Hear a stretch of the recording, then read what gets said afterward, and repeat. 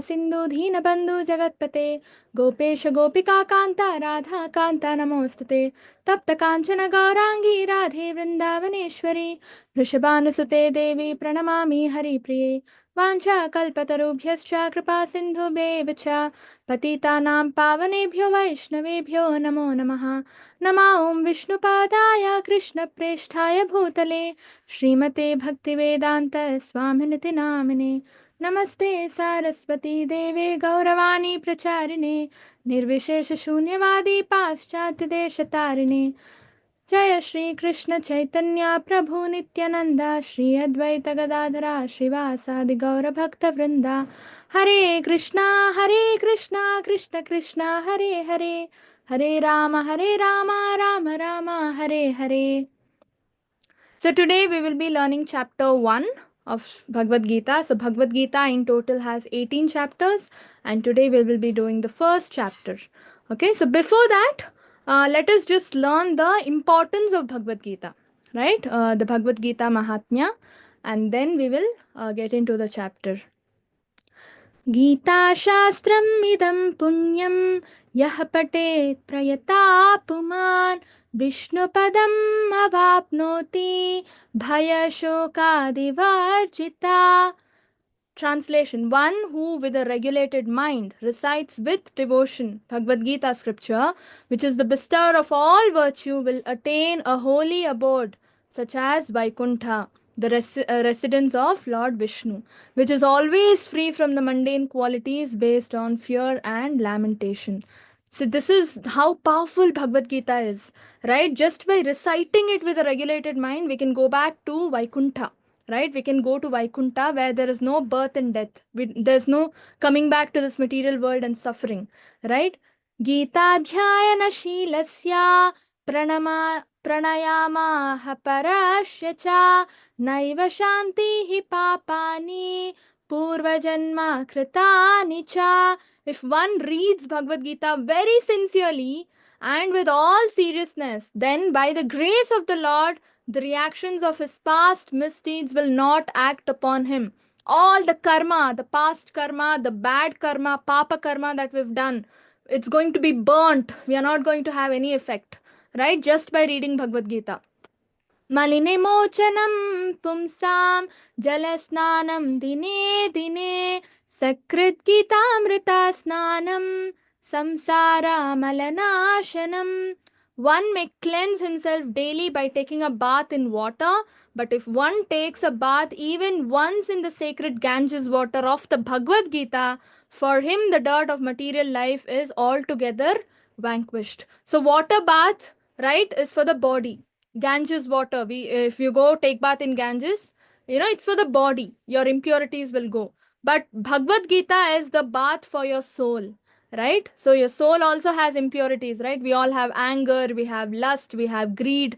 All that will go if you just read Bhagavad Gita. Taking bath in Bhagavad Gita means reading Bhagavad Gita, right? Gita sugita kartavya kim anyay shastravid sarai yasvayam padmanabhasya mukha padmadvinishrita. Because Bhagavad Gita is spoken by the Supreme Personality of Godhead, one need not read any other Vedic literature. One need only attentively and regularly hear and read Bhagavad Gita. In the present age, people are so absorbed in mundane activities that it is not possible for them to read all the Vedic literature. But it is not necessary. This one book, Bhagavad Gita, will suffice because it is the essence of all Vedic literatures, and especially because it is spoken by the Supreme Personality of Godhead. भारतामृता सर्वस्वं विष्णुवक्त्रद्विनिश्रितं Gita गंगोदकं पीत्वा पुनर्जन्मा न विद्यते. By drinking the Ganges water of the Gita, the divine quintessence of the Mahabharata, emanating from the holy lotus mouth of Lord Vishnu, one will never take rebirth in the material world again. In other words, by devotionally reciting the Gita, the cycle of birth and death will be terminated. Can you imagine? सर्वोऽपि निषितो गावो धोक्ता गोपालनन्दना पार्थवत्सा सुधीर्भोक्ता दुग्धं गीतामृतं महात्. All the Upanishads are like a cow, and the milker of the cow is Lord Krishna, the son of Nanda. Arjuna is the calf, the beautiful nectar of the Gita is the milk, and the fortunate devotees of the fine theistic intellect are the drinkers and enjoyers of that milk. So Krishna is producing Gita, right? Krishna is speaking the Gita, Arjuna is the listener. So here, um, uh, the Bhagavad Gita in itself is compared to the cow and or the milk, right? And Sri Krishna is speaking, right? So he is considered the milker of the cow. And who is drinking it? Arjuna is drinking it, right? He is the calf because he is listening to the Lord, right? So he is drinking the milk. And what are all of us doing? We are also drinkers and enjoyers of the milk because through Arjuna we are also listening to Bhagavad Gita, right? Ekam shastram devaki putra geetam एको देवा देवकी पुत्र एवा एको मन्त्रस्तस्य नामानि यानि कर्माप्येकं तस्य देवस्य सेवा. There is no there need to be only one holy scripture, the divine Gita sung by Lord Krishna. Only one worshipable Lord Shri Krishna. Only one mantra, his holy name, and only one duty, that is devotional service unto the supreme worshipable Lord Shri Krishna. So who is saying this? Sripad Adi Shankaracharya. He is saying, he has come to a conclusion saying there's only one scripture, that is Gita, one Lord, that is Krishna, right? And one mantra, that is the holy name of the Lord, Hare Krishna, Krishna Krishna, Hare Hare, Hare Ram, Ram Ram, Hare Hare. And there's only one duty, that is devotional service to the Lord. There is no other duty we have. There's just one duty, that is devotional service to the Lord.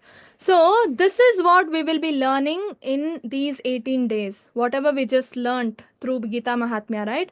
How to implement in our life. What exactly is all that? So all that we will be learning in these 18 days course. Okay.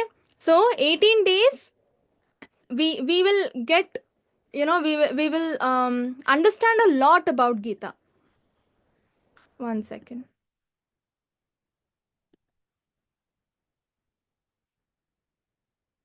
Yeah. Is the screen visible? Yes, Mataji. Yeah, Hare Krishna. So, Hare Krishna. Yes, Mataji. yeah, so I welcome you all once again to this online Gita course, Understand Gita in 18 days. Okay, so as I already mentioned, it's organized by ISKCON Mangalore Kulai, okay, Sri Radha Govinda Temple, under the guidance of His Grace Namanishta Prabhu. He is the president of the temple. Okay, and one second.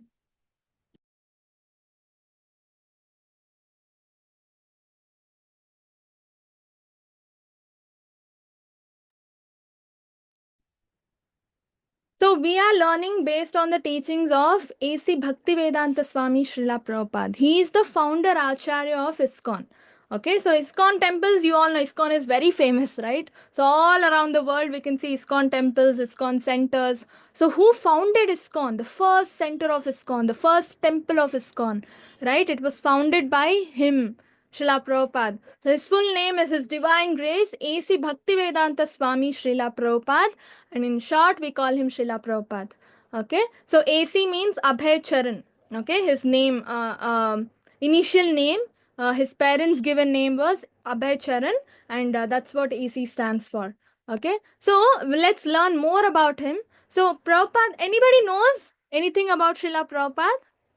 Let's make the class interactive. You can raise your hands and answer. Anybody knows anything, any little about Srila Prabhupada? Anything? I Yes? knew he was from Gujarat and moved to US and started the ISKCON temple from there, preaching about Krishna and his, what do I say, about Krishna or the Bhagavad Gita, spreading the good values of life, how it can be implemented, and then on carried forward to other countries as well. Haribol, exactly. Yeah, Rajesh Kumar Prabhu, you want to answer?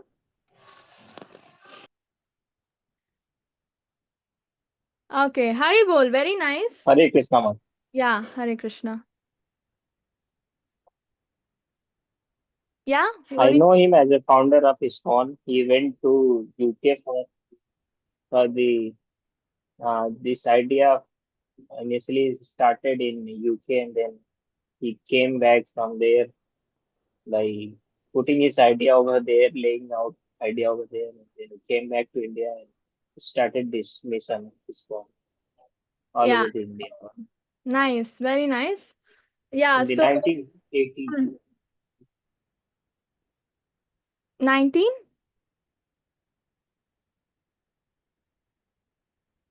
Okay. Yeah, and 1980, 1980s. Oh, yeah. 1980. Yeah.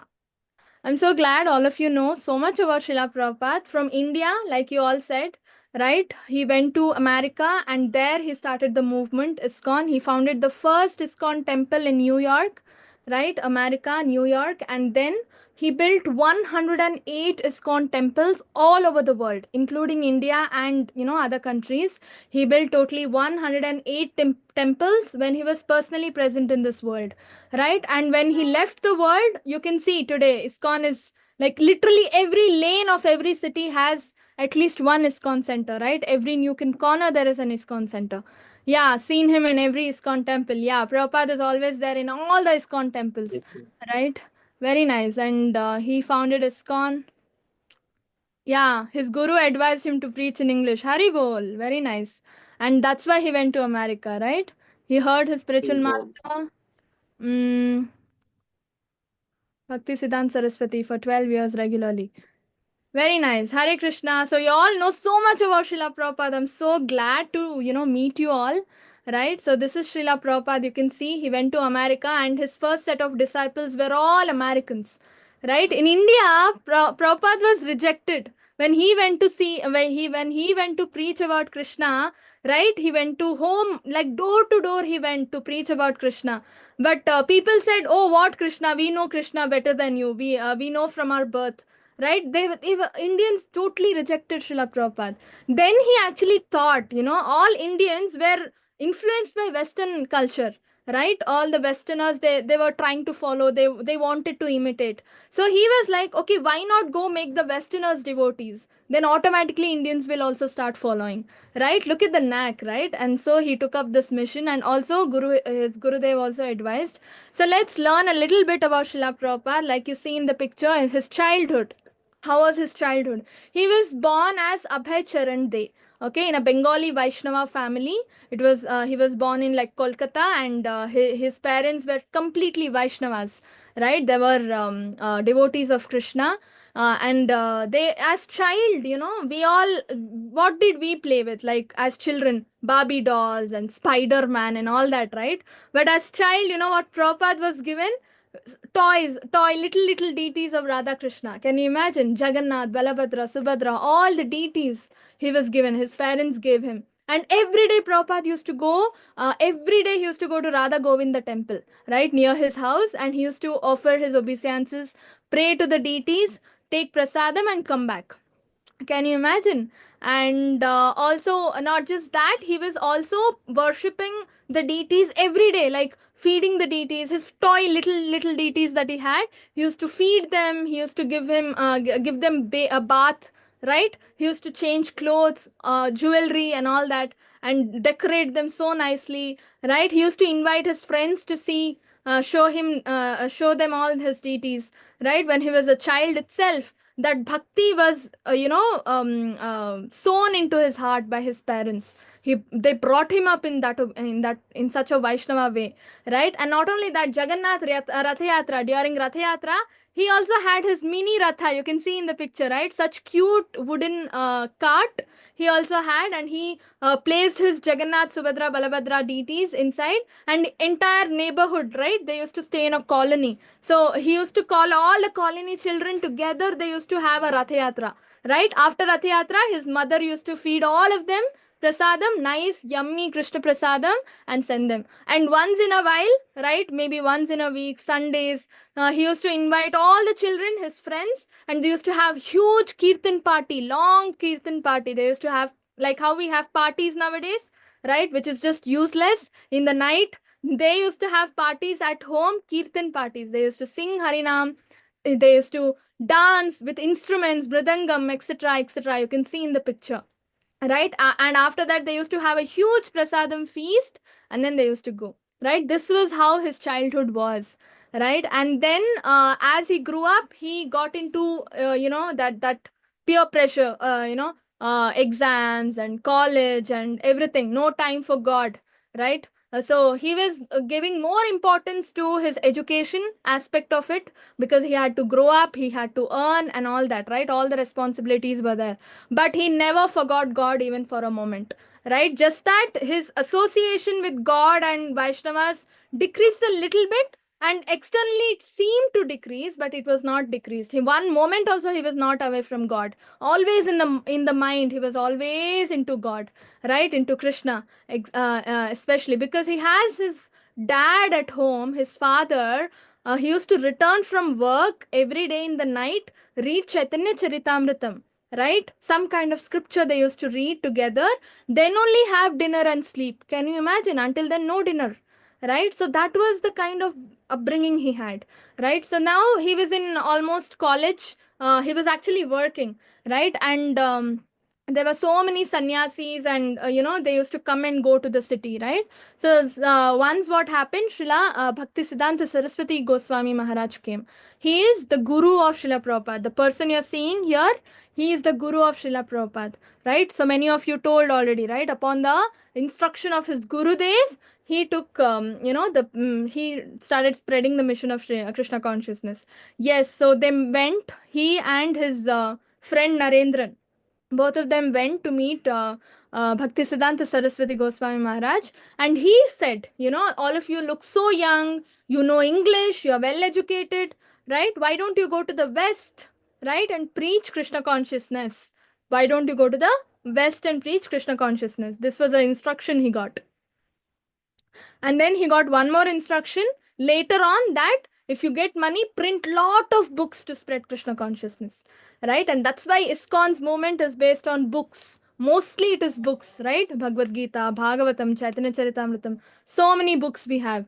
So he took this very seriously. That moment, Srila Prabhupada accepted him to be his guru in his mind, and he took this very seriously, and he started to preach Krishna consciousness, right? He started chanting, he started following the instructions of his guru, chant Hare Krishna Mahamantra, right? 64 rounds, because that was the instruction of his guru. He started reading seriously to preach, right? And you can see in India, he started holding such meetings, gatherings to preach about Krishna, but nobody accepted. Not everybody accepted, right? The outcome was very, very low, right? And then later on, what he did, he took sannyas, right? He took sannyas so that he wanted to engage full time in Krishna consciousness preaching, right? He took sannyas, and while when he took sannyas, he had conversations with a lot of leaders and influential personalities on how to preach Krishna consciousness abroad, right? In other countries,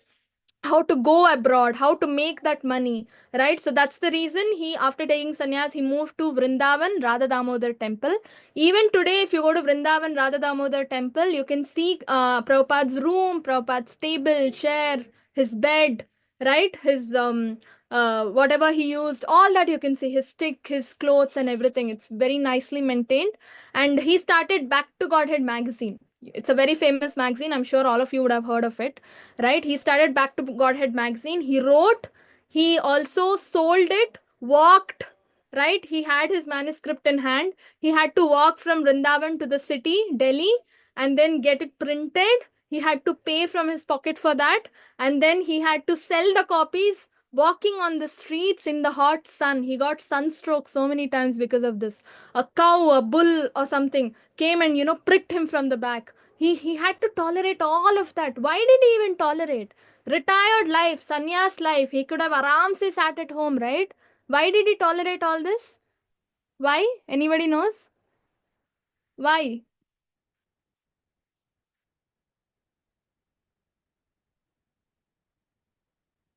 Yeah? Yes? Hare Krishna. Just to preach his guru message, just to Hare fulfill his guru. Yeah, to follow the instructions of the Guru. Hare Krishna. Just to spread the word, right? Yeah. To preach, to spread Krishna consciousness, to preach. Then next. I think he wanted to share with everybody what he had, the joy he had experienced. He wanted to share that joy, wanted people to learn that, to experience it. Hari Bol, very nice. I'm so happy to meet you all. So much advanced you all are, right? So he suffered all this for us to give us that, that treasure he had of Krishna consciousness. To fulfill the mission of his guru, instruction of his guru, to take us back home, back to Godhead. He writes in a letter, right? He writes a letter to president, and that time he writes, you know what? I know how to go back home, back to Godhead. I know how to end the suffering from myself, right? I have the key to Goloka, right? Or to Vaikuntha. I have the key. I can go back immediately, but I don't want to go alone. I want to take all of you with me, right? That's the reason I'm taking so much trouble to preach this Krishna consciousness message, right? And not only that, you can see in the picture, he used to meet so many people. He was a sannyasi, right? And still he took so much trouble. He was old, right? And then finally he goes to America. He arranges the funds, right? What is the fund? Just 40 rupees, right? Just some 44 rupees he had with him. And he got a free ticket, right? The owner of the ship, Jaladuta ship, it's actually a goods ship. It's not a passenger ship. It's a goods ship. And the Sumati Moraji, is her name, right? She sponsored the ticket for Srila Prabhupada in a goods ship. He travels to America. Finally, New York, right? He reaches with 40 rupees,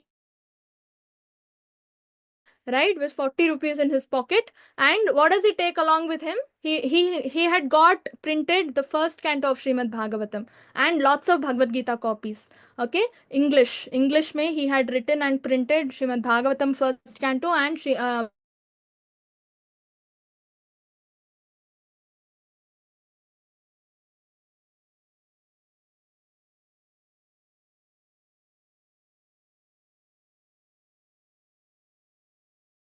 why did you come? You know what he said? It's very, very humble. What he said was, you know what? Srimad Bhagavatam is Sakshat, Krishna himself. So Krishna wanted to come to New York. I just accompanied him. I just accompanied Srimad Bhagavatam, right? That means what? He's saying, I'm nothing. I'm just a associate of Srimad Bhagavatam, just carrying Srimad Bhagavatam and coming. Wherever Srimad Bhagavatam wants to go, I just want to go along. That's what he says. Can you imagine? That's his humility, right? And then he sits there on New York, in a bench or a park. He sits there and he doesn't know what to do, where to go, because he just sees the people lifestyle over there and starts crying, right? Can you see? Imagine. And also while traveling in the Jaladuta ship, he had undergone multiple heart attacks.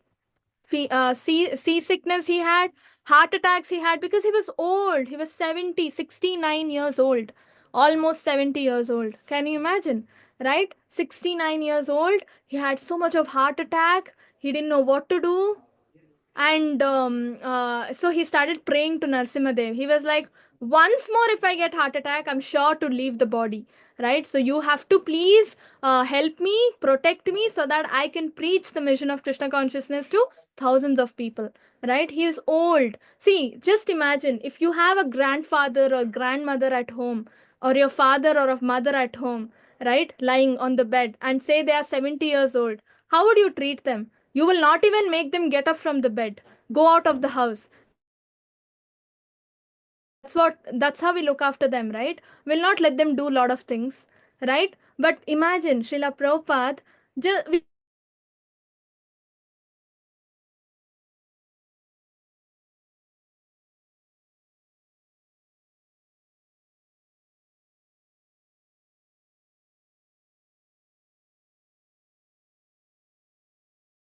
him, that's a different story. Doesn't even know where to stay, what to do. There are days where he just walked on the road without shelter, without food. Doesn't know where to go. He's just walking, right? Because he has no plans what to do next, right? So this is how he was, and how he started Krishna consciousness movement is very, very inspiring. He just sat under a tree in a park. I think Tompkins Square Park, it's called, in New York. He sat under a tree there and with his mridangam, right? Or actually, mridangam, it was actually kartal. He did not carry mridangam, right? With his kartal, he just chanted Hare Krishna, Harinam, Kirtan, right? He just sang Hare Krishna Mahamantra, a long Kirtan, okay? And you know how America is kind of very same. It has not changed. People are very, very attracted to music there, right? Even in India, that is there, but America, all of them like music, right? Any kind of music, they get very curious. They used to stop their cars on the road, come into the park and gather. You can see he used to close his eyes and do kirtan. Nobody was there around. By the time he opened his eyes after kirtan, he can see hundreds and thousands of people gathering there, right? And he used to then start, telling the importance of Hare Krishna Mahamantra. Why he chanted this mantra. What is this mantra? This mantra is just Krishna himself, Golokera Premadana Harinam Sankirtan, right? This doesn't belong to this world. It directly comes from Goloka, Krishna Loka, right? And he used to tell them all the importance of Hare Krishna Mahamantra. And he used to, just by listening, because a pure devotee like Srila Prabhupada sang the mantra, all of them got that ecstatic feel, some kind of happiness, right? And some people actually started dancing for his kirtan, right? Prabhupada used to not even realize. He used to just close his eyes and do kirtan, right? And this is how, and after the kirtan, many of them used to stay back and inquire, how do we also join this movement? How do we, be with you more and more? All this, right? And that's how the movement began. That's how ISKCON movement began. First set of disciples. That's how Prabhupada got his first set of disciples. Not only that, he arranged Sunday feasts where he used to cook and cook like, how do you, like for millions of people. He used to just cook, and people used to walk in on Sundays, have how much of a prasadam they want, heart's content, and they go. That is Sunday Love Feast, which is ISKCON is so famous for even today, right? ISKCON is so famous for even today, right? All centers have Sunday Love Feast where prasadam is freely distributed. That to quality prasadam, puri and halwa and chana and everything, right? And also at that point in time, hippies movement was going on, right? You can see in the picture, this is actually a pub, right? So Prabhupada said, what happens in pubs actually? People just dance for some dumb music, right? They are high and they just dance for some high dumb music. So Prabhupada said, why not Hare Krishna Mahamantra? That's how mantra rock band started. It became a very big sensation in America those days. All the hippies used to go to the pub, drink, and simply dance. Okay, so Prabhupada entered the pub and he stopped the music and he started singing Hare Krishna Mahamantra Kirtan, right? And anyway, those people were high. They did not even differentiate between the music, but they just started dancing. But in the middle of dancing, all of them, they started thinking. I mean, they stopped and they were like, something is hitting, something is different, right? Because the Hare Krishna Mahamantra is so transcendental and that too it's coming out from pure devotees' mouth. They all got a different kind of happiness, transcendental happiness, right? All what they drank, what they were so drunk, right? That had no effect. They got a different kind of happiness, right? And then that's when Prabhupada wrote a letter in the newspaper. I mean, a journalist came and interviewed him, and a newspaper article came out, "Stay high forever." Prabhupada said, if you take these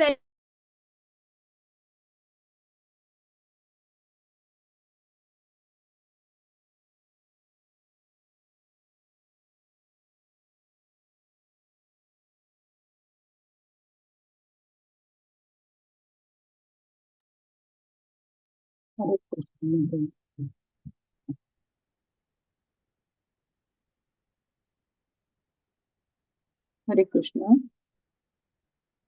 Radhika Mata.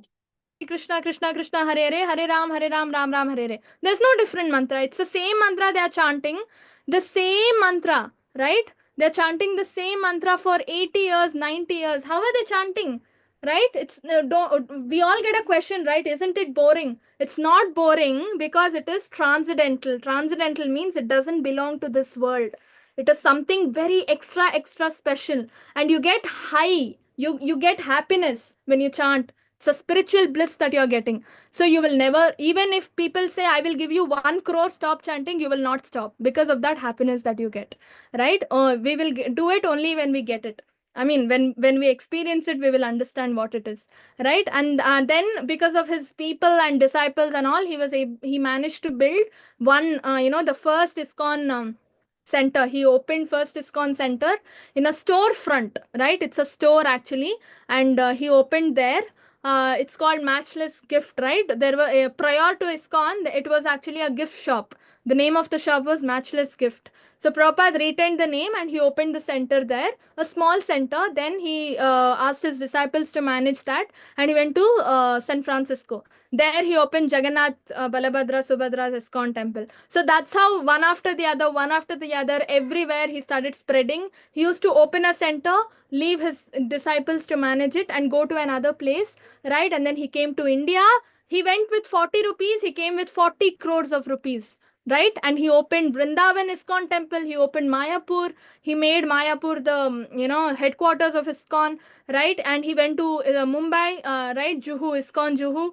Then so many other temples, all temples that Prabhupada built today are very, very famous, right? 108 ISKCON temples he built all over the world, right? Can you imagine? And today, I think 108 temples are there in every city. 108 centers are there, right? That's how ISKCON grew everywhere. Not just that, he translated so many books. You can see in the picture, you can't even count them, right? Bhagavad Gita, Srimad Bhagavatam, 12 cantos, right? 18 books, 18 volumes. Chaitanya Charitamrita, 9 volumes. Adi Leela, Madhya Leela, Antya Leela, Nectar of Devotion, Nectar of Instruction, Ishopanishad, right? You just name, right? So so many books. All the books were he opened another foundation, BBT, right? Bhaktivedanta Trust. And so two organizations, ISKCON and BBT, Bhaktivedanta Trust. Books are all coming under BBT. And along with that, on the other hand, there is also Back to Godhead magazine. Okay, there's also Back to Godhead magazine. Even today, his disciples are running it successfully, right? So that's the story of Srila Prabhupada. So yeah, GBC is under ISKCON, right? So yeah, timeline of how he achieved, right? So 1965 is when he started his travel, right? He was 69 years old that time, right? August 13th, 1965, he left India, and he, till 1977, he was just traveling everywhere, establishing ISKCON temples, right? Can you imagine? This is the story of Srila Prabhupada. 1 second. I think there's a video. I'll just play it for you.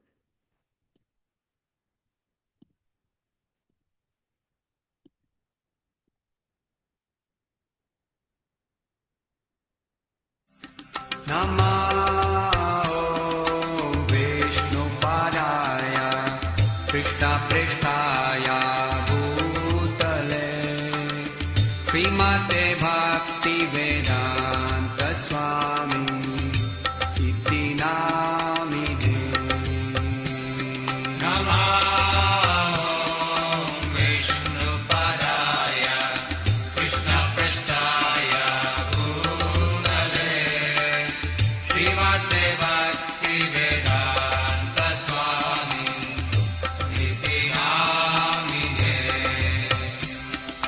नमस्ते सरस्वते देवे गौरवाणी प्रचारिणे निर्विशेषा शून्यवादी पाश्चात्यादेशतारिणे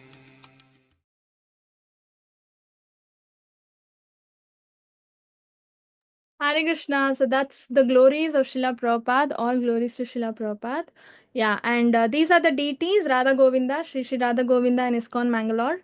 Right? If you get a chance, please do visit. It's a huge temple that we've got, that Namanishta Prabhu has built.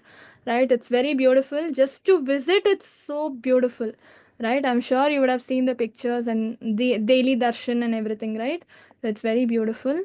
And yeah, so His Grace Namanishta Prabhu is he's actually a BTech IIT Kanpur, right? He's a graduate from there.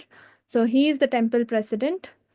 Yeah, now coming to the real essence, Bhagavad Gita, chapter 1. So, Bhagavad Gita is an epic scripture, right? And it has 18 chapters, right? Today we will be doing just the first chapter.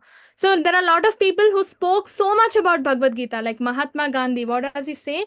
Those who meditate on the Gita will derive fresh joy and new meanings from it every day. I was just saying, right? Hare Krishna Mahamantra is the same mantra we chant every day. But what happens? New kind of joy, new kind of happiness every single day. Same applies to Bhagavad Gita, Navayam Vanamcha, right? So, new joy and new, fresh joy and new every day. That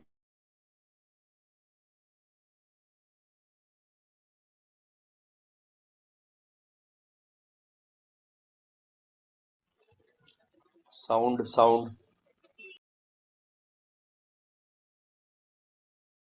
Mataji, we are unable to hear you.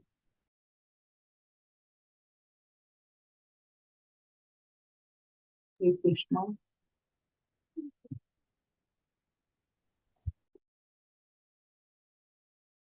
discoveries and everything, right? So now there are a lot of versions of Bhagavad Gita, right? I'm sure all of you would have come across a lot of versions.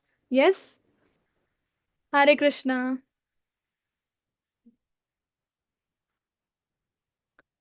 Anybody knows other versions of Bhagavad Gita? I'm sure you would have read, right?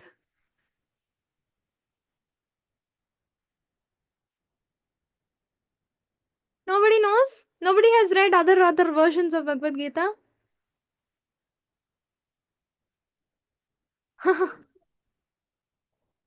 I thought there was only one version.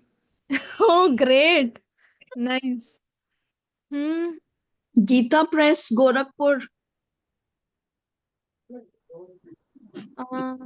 Audio is not proper or it's proper?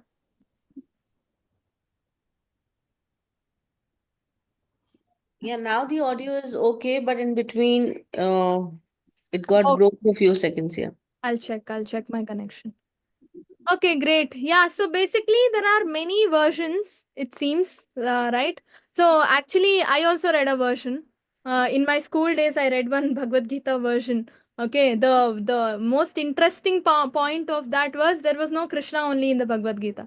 So the Bhagavad Gita that I read said, the five Pandavas are the five senses, and Krishna is the mind. And mind is telling all this, whatever it is, to the senses. That's the version I read. And then I understood what is Bhagavad Gita. I did not even understand. I wanted to read to understand what is Gita, but I never understood what is Gita. Right? So that is the version I read when I was in school. Okay. So, one second.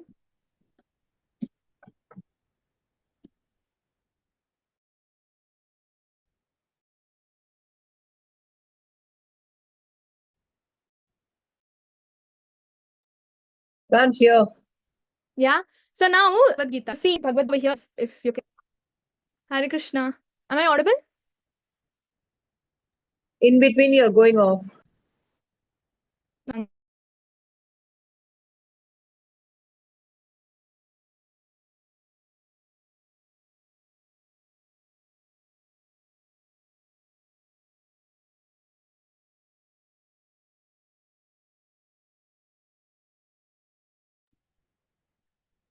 Okay.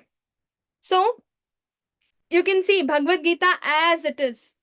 And that's the title of, Prabhupada's Bhagavad Gita, right? So, what is the significance of the phrase as it is that whatever Krishna told, you can see in the picture, Krishna first instructed Bhagavad Gita or all the transcendental knowledge, Vedic knowledge to Lord Brahma. Okay? So, Brahma instructed it to Narada Muni. Narada Muni instructed it to Vyasadev. So, it just goes on in the disciplic succession, and then finally, Bhakti Vinod Thakur, Gaur Kishore Das Babaji, Bhakti Siddhanta Saraswati Goswami Maharaj, who is Prabhupada's guru, right? And then he instructs the Vedic knowledge to Srila Prabhupada here. You can see in the picture, right? And from Prabhupada, all of us learn, right? From Prabhupada, all of us learn. That's why it is called Bhagavad Gita as it is. There's no, addition or deletion of the content that what Sri Krishna, gave or delivered to his disciples. There's no addition or deletion in the content. It's as it is transferred. Prabhupada writes in Bhagavad Gita introduction, right? I would request you all to buy Bhagavad Gita, right, and read. The introduction part is very interesting. He says, I'm just a postman delivering what Krishna delivered or what Krishna spoke, right? Bhagavad Gita, the same thing I'm delivering to you all. I'm not changing, right? The example mentioned here is phone. When you connect your phone to the charger, the cable, if the cable is broken, will electricity pass through it? Will your phone get charged? No, it won't, right? Because there's a break in the cable, right? But if the cable is straight, it's proper, then your phone will get charged, right, properly. So same way, it is due to the contact between the source and the receiver, the charge is not happening, right? But here there is no disconnect anywhere, you can see. Right? Srila Prabhupada is delivering the same thing that Krishna told to Brahma, the same thing we are reading. So, similarly, the message of Krishna must come via an unbroken chain of disciplic succession. That's why ISKCON disciplic succession is very important. Even if you're learning Bhagavad Gita from others, ask them who their guru is and look at the Guru Parampara. That's very important. Our Parampara is Brahma, Madhva, Gaudiya, Sampradaya. Right? So parampara is very important. Who their guru is, who is their guru, where is it connecting ultimately? Is it connecting to Krishna or it's not connecting to Krishna? That's very important. If it's not connecting to Krishna, if there's a break somewhere, then even if you're learning from them, it won't be the right, authentic version. Okay, there will be some, definitely there will be some damage to it. So Gita is a vast book. Systematic study of Gita will take about an hour, right? So in 18 days we can't do that. So we are focusing on the flow of thoughts between Krishna and Arjuna. The objective of this course is to prepare ourselves for a deeper study of Gita. It's called level 2. Level 1, this is level 1. In 18 days, Gita is a huge, vast book, right? So we cannot learn everything in Gita in 18 days. But what is our objective? To prepare ourselves mentally to study deeper about Gita in level 2, right? That is what we need to prepare ourselves for. So here we will be understanding the main essence of Gita, right? So what is the mood of Bhagavad Gita? Anybody knows when was Bhagavad Gita spoken? Who spoke? To whom? Where? What was the situation? Background story? Anybody knows? It's very interesting actually.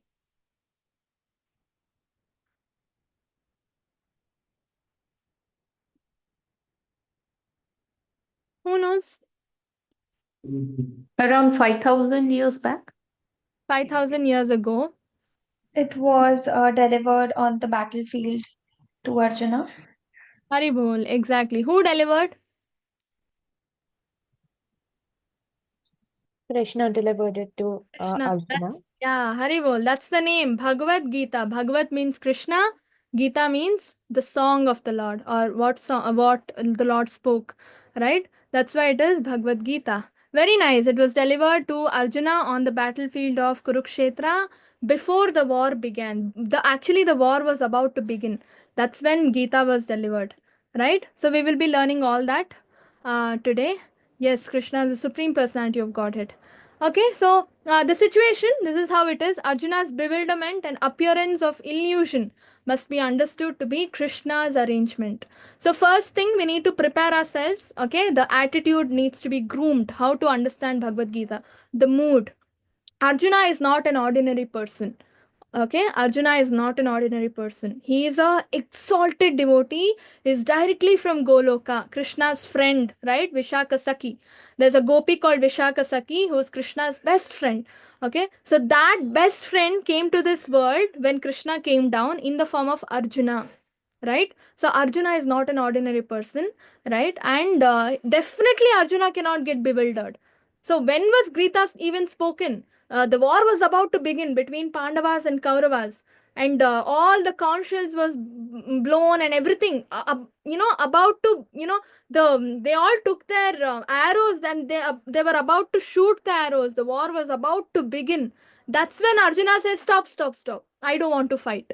Can you imagine? Arjuna says, "Stop," right? And then he says, "Krishna, move the chariot in the middle of both the parties, both Pandavas' army and the Kauravas' army." And then he says, "Oh my God, I need to fight my grandfather, my guru, my brothers, my blood relations and everything. What is this? I'm not going to fight."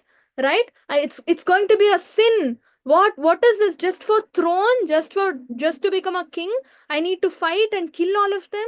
That's not going to be right, right? So Arjuna underwent a bewilderment, right? Who is Arjuna? He's not an ordinary person. So if he is undergoing a bewilderment, that means we need to understand it's Krishna's arrangement, right? If not for Arjuna's confusion and bewilderment, there would have not been any necessity for Krishna to speak Bhagavad Gita. So Arjuna is representing ourselves as people in general public, right? All of us Arjuna is representing. So through Arjuna, we are able to relish Bhagavad Gita, learn the instructions of Krishna through Bhagavad Gita.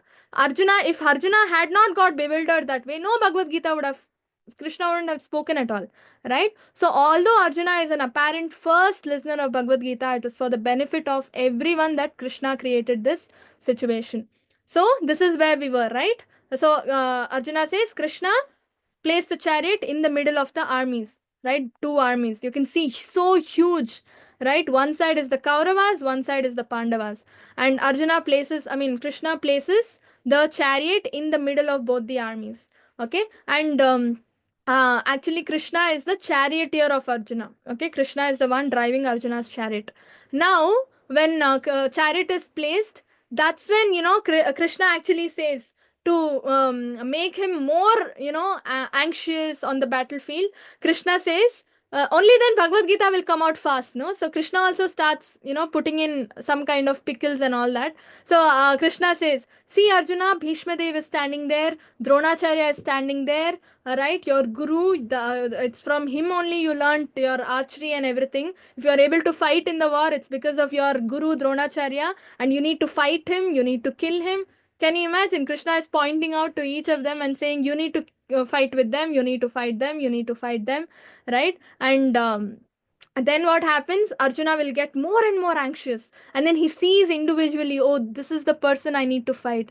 Bhishma Dev is there, right? All of these people are there, right? I need to fight all of them. And then Arjuna becomes more anxious. He starts comparing all this with moral, material morality, right? Oh, just for the kingdom, I don't want to fight, right? How can I fight? Just for the kingdom, right? I can't fight my own guru and all that. So every journey begins with a single step. So let's begin the journey into the mysticism of Gita, right? So this is the situation. This is the background story of Gita, right? So Arjuna doesn't want to fight. He is he's actually crying, right? He's actually crying. This is something we already learned, right? Sarvopanishado gavo dhogta gopala nandana partha vastu sudhir bhokta dugdham gitamritam mahat, right? So here Krishna speaks Bhagavad Gita. Bhagavad Gita is compared to milk. Krishna is the speaker.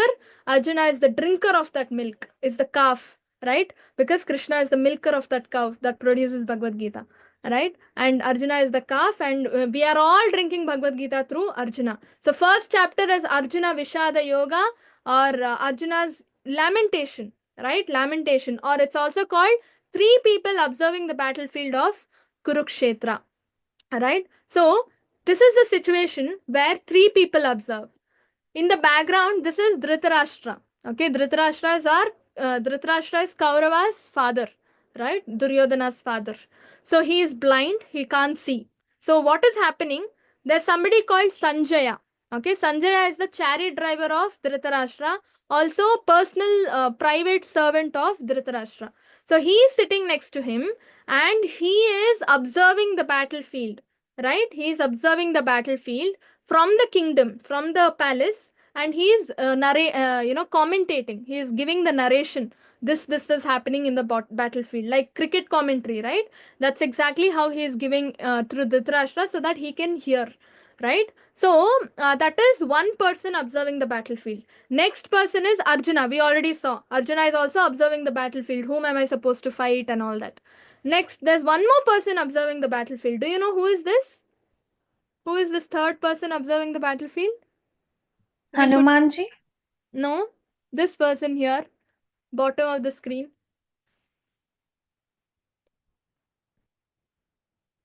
You can see his expression, no? He's very angry and that villainish look. Who is the villain in Mahabharata? Duryodhana. Arihol, very nice. Duryodhana is the one looking at the battlefield. So this is the third person observing the battlefield. So how is Duryodhana observing? How is Dhritarashtra observing? How is Arjuna observing? All three are observing with different moods, different reactions. That is what we will be covering in first chapter of Bhagavad Gita. First shloka of Bhagavad Gita is from Dhritarashtra. Okay, Bhagavad Gita has 700 shlokas. First shloka is from Dhritarashtra. What does he say? Dhritarashtra uvacha dharmakshetre kurukshetre samaveta yuyutsava mamaka pandavaschaiva kim akurvata sanjaya. So what does Dhritarashtra say? Dharmakshetre kurukshetre. So dharmakshetra is, Kurukshetra is compared to Dharmakshetra or place of pilgrimage. It's a very, what do you call, holy place, right? It's a dham. Samaveta Yuyutsava. So both the armies are standing, right? Mamaka, one army is Mamaka. That means my sons. Dhritarashtra is saying, my sons are standing on one side and Pandavas are standing on the other side.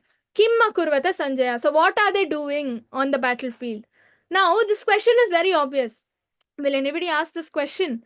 Right? Mamaka Pandavaschaiva. What will anybody do on the battlefield of Kurukshetra? They will definitely fight, right? But Dhritarashtra is asking with a different reason, right? What is that different reason? Is that he's very anxious. He's very anxious, right? What if they negotiate, right? What if Pandavas and Kauravas negotiate and cancel the war? What if Duryodhana gives up the kingdom to the Pandavas? What if Duryodhana loses? Right? He's so supportive of his children. How is that, illustrated? It's through this example here. When you put lime in milk, what happens? The milk gets, spoiled, right? Milk gets spoiled, right? Milk, the portion of milk and the water gets separated. That's exactly what is happening here. So the Dhritarashtra is the elder brother of Pandava. Pandu king. Pandu's children are the Pandavas. When Pandu died, all the Pandavas were supposed to be taken care by Dhritarashtra. Dhritarashtra had to consider Pandavas and Kauravas to be as his own children. But what is he doing? He's separating them by adding the something called the selfish desire. That is the lime, right? Selfish desire is the lime, and he's separating the milk, the milk portion and the water portion. He's separating. The milk is getting spoiled, right? And that's the analogy Prabhupada gives in Bhagavad Gita as well, right? That's why he says Mamaka, my sons and Pandavas. He was supposed to say Pandavas also to be his sons. That's how Dhritarashtra is. He's so attached to his sons, right? He's not just materially, physically blind. He's spiritually also he's blind, right? He doesn't know who is right, who is wrong. He's just simply supporting his sons, Kauravas. He's just simply supporting. Can you imagine? That is first person observing the battlefield. Out of anxiousness, out of curiosity, who will win? Will the war happen? Will my sons get the kingdom? That is first person, Dhritarashtra. Now next person, how is he observing the battlefield? That is Duryodhana, right? You can see in the picture that is Dronacharya and this is Duryodhana. Dronacharya is the guru of Duryodhana. He is the one who taught him all the kinds of, that Gada Yuddha, right? And everything, right? So, he's supposed to be very humble and very submissive to his guru. But look at the way he's standing, right? He's as though he's going to kill him, right? As though he's going to beat him up. That's the way he's standing here, right? So, what is Duryodhana saying? Oh, my teacher, behold the great army of the sons of Pandu, so expertly arranged by your intelligent disciple, the son of Drupada. So Drupada is actually disciple of student of Duryodhana, Dronacharya. So he is coming and saying, Dronacharya, you are supporting us, you are fighting in our team for our team, but your disciple, one of your disciple, has gone to the opposite team and arranged the army so nicely, right? Intelligently arranged the army of Pandavas. So he is trying to question Dronacharya. Are you doing any favorism? Are you completely fighting for us, or are you trying to support Pandavas? Right? See, look at his expression. He's shouting at his guru. right? This is not the quality of any, morally proper person, or a, good person. This is not the quality. We should always be submissive and humble in front of elders and in front of, teachers especially, right? And that is the kind of observation from Duryodhana. He's also observing the battlefield, but the way he's observing is very different. What is the kind of observation he's doing? He's questioning, he's bossing over, he's dominating, right? He's talking from a diplomatic point of view to win the war. He's strategizing, right? There's no humility, there is no truthfulness, there is no submissiveness, there's not even one good quality in Duryodhana, right? Main thing needed to win the heart of Krishna is humility. That in itself is missing. Now what happens, when all this is going on, the Shankanad happens, right? सघोषाधार्तराष्ट्राणां हृदयानि व्यदारयात् नाभश्च पृथ्वीं चैव tumulo abhyanodhayan. So the blowing of these different conch shells become uproarious and thus vibrating both in the sky and on the earth. It shattered the hearts of the sons of Dhritarashtra. The more all of them blow their conch shells, okay? Krishna, Arjuna, Pandavas, all the other Pandavas, 5 Pandavas also blow the conch shell. But when Duryodhana and the opposite party blow the conch shell, Pandavas, nothing will happen to Pandavas. But when Pandavas blow the conch shell, the opposite party, right, Kauravas, their hearts get shattered.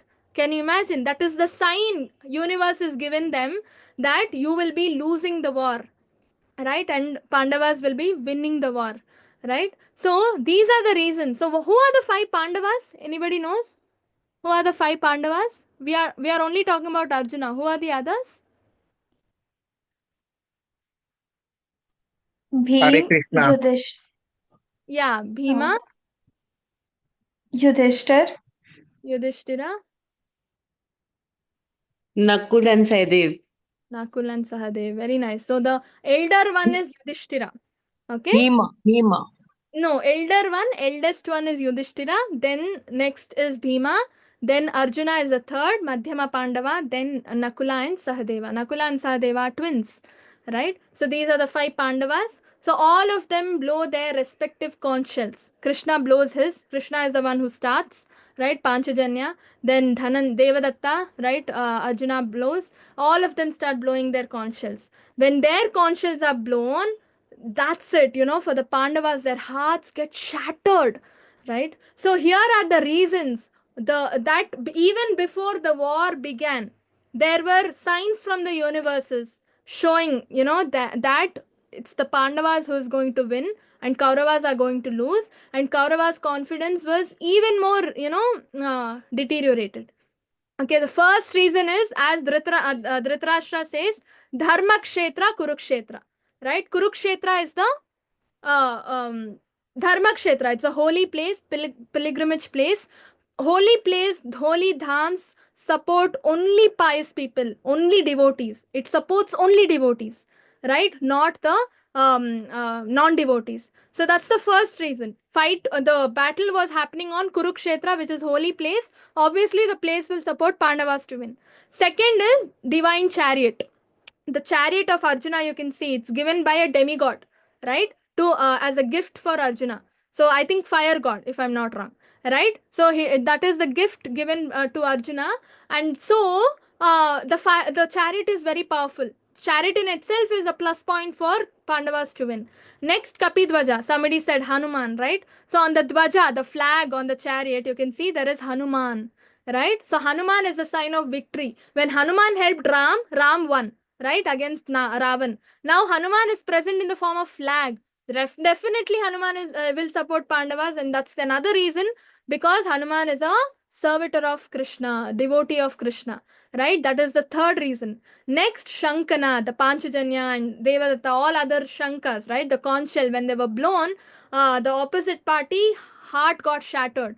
That is another sign. Next is Gandhiva. Gandhiva is the you can see the bow that Arjuna is holding, right? That is again Gandiva. It is given it's given by another Varunadev, a demigod. Then he also has one more astra called Pashupatastra, given by Lord Shiva himself, the great, right? So all these, then Tyaktva Jivita. So Duryodhana says, in my team, all the soldiers will give their life also for the war, but they are ready to give their life only for the war, right? So this is common sense. If they give their life, how will Duryodhana's party win? They will all die. If they all die, how will Duryodhana's party win? That's another reason. He himself accepted that in their army, all of them will die. Then obviously Duryodhana will also have to die, right? And the war started on Mokshada Ekadashi. The Bhagavad Gita was recited before the war, right? So it was recited on Mokshada Ekadashi. It's called Gita Jayanti also. It just happened in December, right? So Mokshada Ekadashi. Ekadashi day favors favors devotees. Even us, if we want to do something, right, and start something, do something in devotional service, start on Ekadashi day because it favors devotees. Pandavas were devotees, so it favored devotees. And wherever Krishna goes, the goddess of fortune, Lakshmi Devi or Bhagya Lakshmi, right, follows. Wherever Krishna is, she will follow. If Krishna was on Kauravas team, victory would have gone to Kauravas. If Krishna is in Pandavas team, victory will come to Pandavas. So wherever Krishna is, the goddess of victory follows, right? So Bhagya Lakshmi was also favoring Pandavas because Krishna supported Pandavas. Next, the main reason, Hrishikesha, that is Krishna himself is there in Pandavas team, right? That is the main reason. Presence of Krishna, that is the main reason. All these are secondary reasons, okay? Because Krishna supported Pandavas, Pandavas won. So what is the secret behind victory? If you want to win, make sure Krishna is on your side. That means you have to become devotee of the Lord, right? You have to become devotee of the Lord. How to become devotee of the Lord? We will learn how how Arjuna became devotee, how Arjuna surrendered to Krishna. All that we will learn in tomorrow's class, right? Second chapter of Bhagavad Gita. So now lastly, how Arjuna observed the battlefield, right? He was compassionate. We already learned all this. He was compassionate towards I will just take 2 minutes and we are done, okay? So he was very compassionate towards his family members, Duryodhana and Guru, his Bhishma Dev, his grandfather and everybody, right? So he was like, how can I fight? See, he's crying out of compassion, right? And then no enjoyment. If they all die, what will I enjoy? Right? That is truth, right? After killing them, how can I enjoy the kingdom even if I win? Right? Second, sin. Third reason is sin. I'll be committing so much of sin just by killing them, right? I'll be committing sin by killing them. That is the third reason. Fourth reason is family traditions. If all the soldiers die, if all the Kauravas die, their wives will become, like protectionless. Nobody will be there to protect them. They will get exploited, right? And because of that, unwanted population, unwanted children will be born, right? And then fifth reason is dilemma, indecision. He does not know what to do now. Because of these four reasons, he's not able to decide, should I fight? Should I not fight? So should I fight or should I not fight? These are the 5 reasons, right? Why Arjuna says, I'm not going to fight, stop the war. That's what he says. And then he discusses this with Krishna, what to do, how to go about it, right? So all these things we can relate to, right? Compassion, no enjoyment. If you would feel, right, all this is correct. What Arjuna is saying, all this is correct. Because we don't know, we have not read Bhagavad Gita yet. So we will all be like, yeah, this is right. How can he enjoy leaving his family members? How can he, it is actually a sin. What is he going to gain from throne, right? We will start supporting Arjuna. But as and when we start reading Bhagavad Gita, as and when we, proceed in Bhagavad Gita, then we will understand, the importance that Arjuna was actually wrong and Krishna comes and enlightens him, right? That is the whole concept of Bhagavad Gita, right? All the 17 chapters deal with that. So first, the main things happening in first chapter is Dhritarashtra inquires. The chapter begins with Dhritarashtra. Then Duryodhana's fear, right? His diplomatic attitude, going and questioning Dronacharya. Then blowing of the conches, right? Then Arjuna's observation, the 5 reasons why he says he doesn't want to fight, and the 5 reasons why they will win. The 9 reasons why they will win, right? Bhagya Lakshmi, Rishikesha, Kapidvaja, right? The Gandiva, and etc. etc. These are the main things that come in this chapter. Okay, the class is recorded and we are going live as well. right? I will post the recording also. I mean, the link to the recording in the group. Okay, you all can visit again. So from tomorrow, I have a request. Since it's too late, 10 o'clock, right? From tomorrow, can we have the class at 8:30? 8:30 to 9:30, maximum 9:45. Okay? Is that okay with you all? It's a request. Yeah, thank you, because it's too late for all of us, right, to sleep and all that.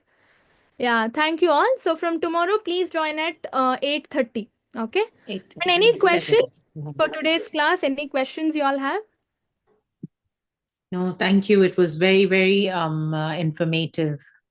Yeah, Thank you very much. Hare Krishna. Yeah, all glories to Srila Prabhupada. Without him, we wouldn't have even read Bhagavad Gita. Nobody would give Yeah. us English, right? Thank All you. glories to him. Yeah, any other questions? Anybody? PDF is already posted in the group, if I'm not wrong, right? You can refer to Yes, it. Mataji. I have a doubt. Yeah. So I had read somewhere that along with Sanjaya, Hanumanji was the one who had heard Bhagavad Gita through Krishna ji on the battlefield. That's Hmm. why when you asked who is the third person, I thought it was Hanumanji rather than Oh, Duryodhana. yeah. Yeah.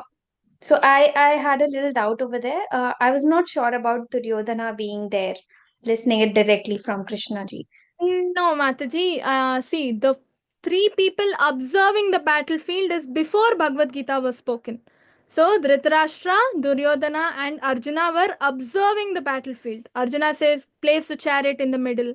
After all this, after Arjuna says, I'm not going to fight, and he throws the Gandiva, right? And that's when Krishna starts reciting.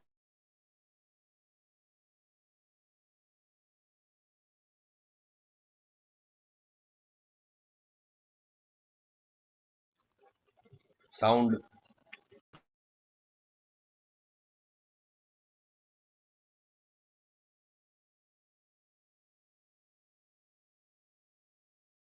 Was spoken. Okay, is that clear? Neha Mataji? Mataji, your voice was not, you were not audible actually. So where did you miss? What did you miss? Nothing? Like when Krishna ji was reciting.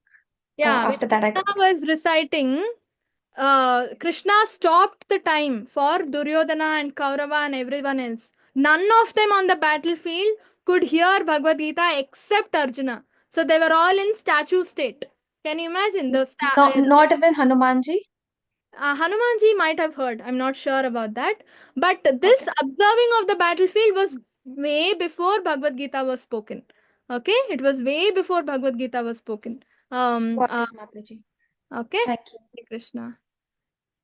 Yeah. Next question. Bishwas Prabhu.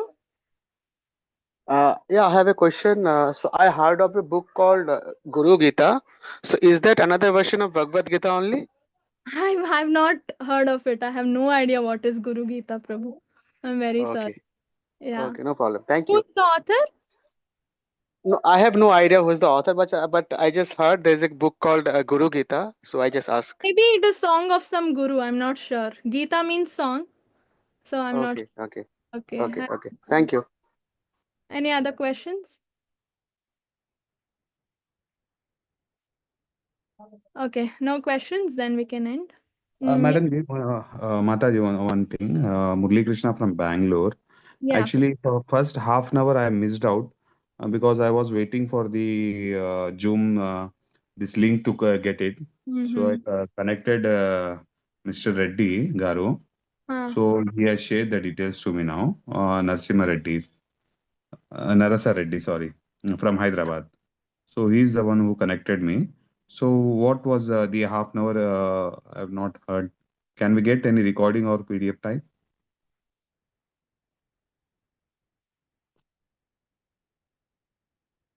Hare Krishna. Mataji, you are not audible. Yeah. The YouTube link is already shared in the group, WhatsApp group. You can refer to that. WhatsApp group? Yes. On which number, Mataji? Because this only I have received. Prabhu, can you share the number in the group or to, Chitra Mataji or Anuradha Mataji? Can I They send here add you only? to the group. Yeah, you can share it with me also. Just share here in the Zoom chat. I will get you added to the group. Madam, Mataji, I Okay, shared it. thank you. Hare Thank Krishna. you. Hare Krishna. Thank you. Okay, any other questions? Anybody?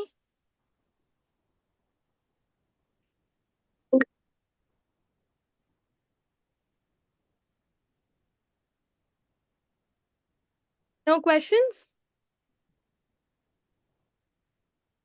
Okay, if no questions, we can end the class. Thank you all for joining. Tomorrow, please join at 8:30. And if you can't join at 8:30, you can join by 8:40. The recordings will be anywhere there. For first 10 minutes, you can always listen, go back and listen to the recording. Right? Because post 10, it's too hard for me to stay awake.